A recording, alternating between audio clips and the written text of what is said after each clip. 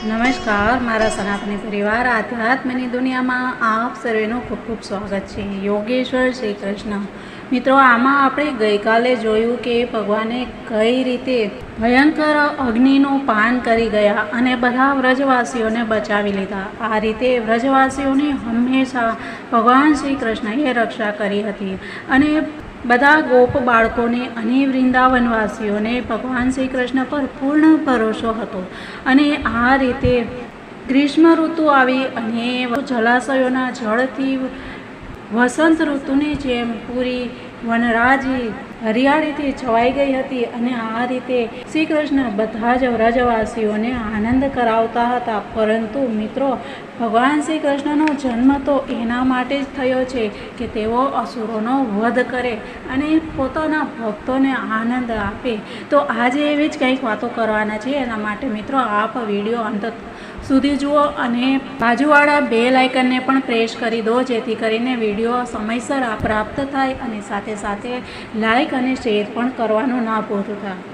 મિત્રો, બન્યું એવું કે ખૂબ જ આનંદ કરતા શ્રી કૃષ્ણ ગોપ બાળકોને બી આનંદ કરાવે છે અને પોતે પણ આનંદ કરે છે, ઝૂલા ઝૂલે છે, વનરાઈઓમાં ફરે છે અને કુંજ ગલીઓમાં, સરોવરોમાં, આ રીતે બધી જગ્યાએ એક સાધારણ બાળકની જેમ લીલા કરે છે. પરંતુ એક દિવસ જ્યારે બલરામ અને શ્રી કૃષ્ણ ગોપકુમારો સાથે વનમાં ગાયો ચરી રહ્યા હતા, ત્યારે ગોવાળના વેશમાં પ્રલંબ નામનો એક અસુર આવ્યો અને તેની ઈચ્છા હતી કે હું બલરામ અને શ્રી કૃષ્ણને ઉપાડી અને લઈ જાઉં.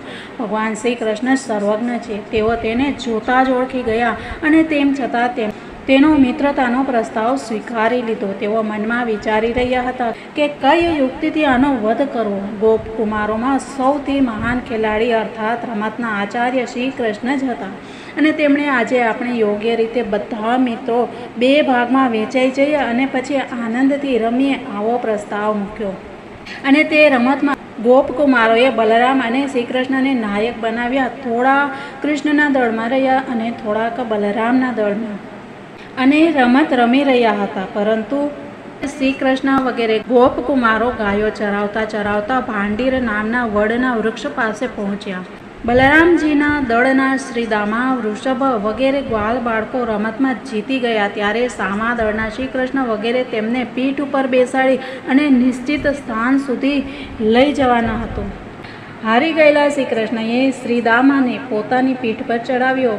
ભદ્રસેને વૃષભને અને પ્રલંબે બલરામજીને આ રીતે રમત રમી રહ્યા હતા. દાનવ શ્રેષ્ઠ પ્રલંબે જોયું કે શ્રી કૃષ્ણ તો મહાન બળવાન છે, તેમને હું હરાવી શકીશ નહીં. તેથી તે શ્રી કૃષ્ણના દળમાં રહ્યા અને બલરામજીને પીઠ ઉપર ચડાવી અને વેગપૂર્વક આગળ દોડવા લાગ્યા. બલરામજી મોટા ભારે પર્વત જેવું વજન ધરાવતા હતા. તેમને જોઈ પ્રલંબાસુર દૂર સુધી જઈ ન શક્યો, થાકી ગયો અને થોડો ધીમો પડ્યો. ત્યારે પ્રલંબાસુરે પોતાનું દૈત્ય રૂપ ધારણ કર્યું. તેના કાળા શરીર અને સોનાના દાગીના ચમકી રહ્યા હતા અને ગોરા અને રૂપાળા બલરામને ધારણ કરવાને લીધે તેની એવી શોભા જણાતી હતી કે જાણે વીજળીથી યુક્ત કાળા વાદળોએ ચંદ્રમાને ધારણ કરેલો હોય. બલરામજી થોડા ગભરાઈ ગયા, પરંતુ બીજી જ ક્ષણે સ્વરૂપની સ્મૃતિ આવતા તેઓ નિર્ભય થઈ ગયા. બલરામજીએ જોયું કે જાણે કોઈ ચોર કોઈનું ધન ચોરી અને લઈ જાય તે પ્રમાણે આ શત્રુ મને ચોરી અને આકાશ માર્ગે લઈ જઈ રહ્યો છે. તે સમયે જેમ ઇન્દ્રએ પર્વતો પર વજ્રનો પ્રહાર કર્યો હતો, તે જ રીતે બલરામજીએ ક્રોધપૂર્વક તેના માથા પર એક મુષ્ટિ પ્રહાર કર્યો. પ્રહાર થતાં જ તેના માથાના ચૂરે ચૂરા થઈ ગયા અને મુખમાંથી લોહી ઓકવા લાગ્યો. અચેત થઈ ગયો અને ભયંકર ચીસો પાડતો પ્રાણહીન થઈ પૃથ્વી પર પડ્યો. બલરામજી પરમ બલવાન હતા. જ્યારે ગોપ બાળકોએ જોયું કે આ પ્રમાણે પ્રલંબાસુરને મારી નાખ્યો, ત્યારે બધા આશ્ચર્યચકિત થઈ વારંવાર વાહ વાહ કહેવા લાગ્યા. ગોપકુમારો પ્રેમથી વિહવળ થઈ ગયા અને બલરામજી માટે શુભકામનાઓની વૃષ્ટિ કરવા લાગ્યા. તો મિત્રો, આ રીતે શ્રી કૃષ્ણ અને બલરામે એક પછી એક અસુરોનો વધ કરતા ગયા અને લોકોને ભયમુક્ત કરતા ગયા. મિત્રો, આવી જ શૌર્યભરી કથાઓ સાંભળીએ અને એને લાઈક અને શેર પણ કરીએ, કેમ કે એનાથી તો આપણા સનાતન ધર્મનો પ્રચાર થશે ને. તો મિત્રો, આ વિડીયો લાઈક અને શેર કરવાનું ન ભૂલતા. કંજૂસી ના કરતા. તો મિત્રો મળીએ કાલે આવી જ કથાઓ સાથે. ત્યાં સુધી બધાને જય શ્રી કૃષ્ણ. રાધે રાધે. ભારત માતાની જય.